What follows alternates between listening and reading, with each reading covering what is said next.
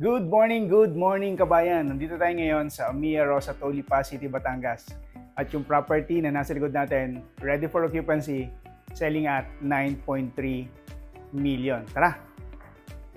So ito kabayan ay may lot area na 119 square meters and floor area of 110 square meters. So ito kabayan yung ating magiging parking, good for one car kabayan. Ito yung ating magiging extra space dito sa harap. May space pa tayo sa harap. Even dito sa gilid kabayan, malaki pa yung ating space for future expansion. And ito ang kabayan yung ating sliding window. No, ito yung ating magiging lanai area.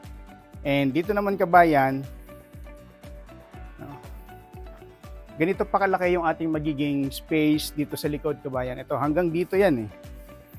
Yan, hanggang dito. Op. Yan, hanggang dito kabayan. Ganyan siya kalaki yung ating magiging space pa rito sa likod. And ito yung ating access naman kabayan sa kitchen area. So mamaya papakita namin sa inyo. So ito kabayan is selling at 9.3 million. Sa 9.3 million, ready for turnover na ito kabayan, complete unit turnover. Kung ano yung nakikita nyo kabayan, ito na mismo yung actual unit turnover natin dito sa Mia Rosa 2. May tiles na tayo. Yung wall natin kabayan painted na. Yung mga windows natin. Sliding window, sliding door dito sa ating may lanai area. And dito kabayan yung ating kitchen. Yung sinasabi ko sa inyo kanina, ito yung ating kitchen area kabayan dito sa may bandang likuran natin. Ayan. So mahaba yung ating kitchen area.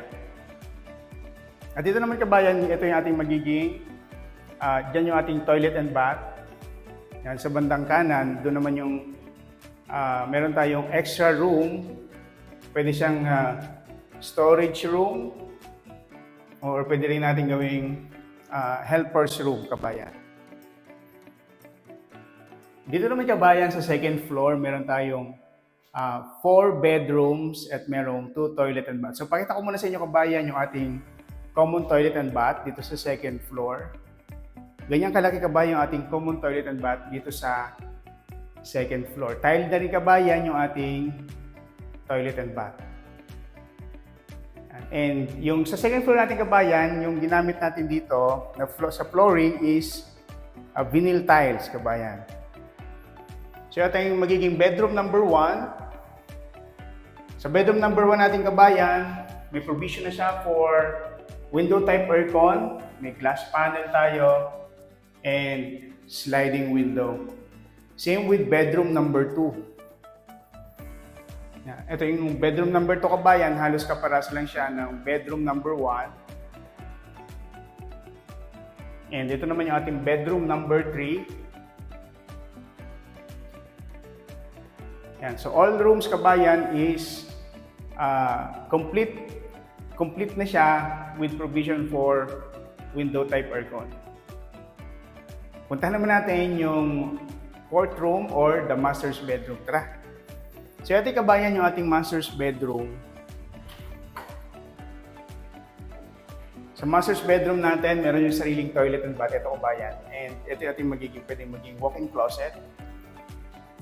Ito yung ating toilet and bath kabayan. Tiled na rin yung ating toilet and bath. And yung ating magiging room kabayan, same with other rooms, we provision na siya for window type aircon. May glass panel, sliding window. Yan. Even dito kabayan, sliding window, glass panel. Kagandahan ng kabayan, may mayroon tayong salamin, meron tayong free flow of light. At dito kabayan, sa second floor, meron din tayong balcony. Yan. So ito yung ating balcony kabayan.